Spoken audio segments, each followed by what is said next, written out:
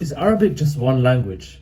People have often debated whether Arabic should be regarded as just one language or many languages. Here's why. Let's take the example of the language of French.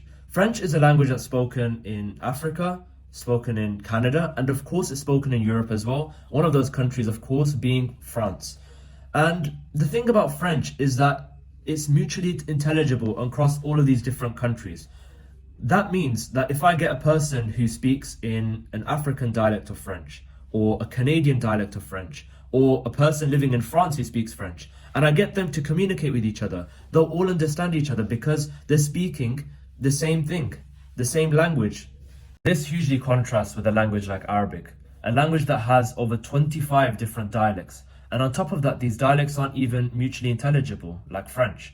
For example, if I got a person who's Moroccan, who only speaks in the Moroccan dialect of Arabic, and he tries to speak in that dialect to a person living in Egypt who only knows his Egyptian dialect, they're not going to be able to understand each other.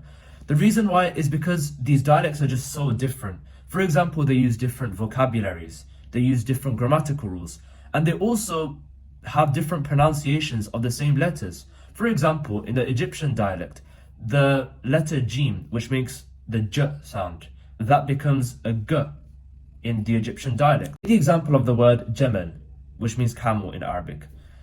An Egyptian would pronounce that word as Gamal, whereas a Moroccan would pronounce the word as Jamal.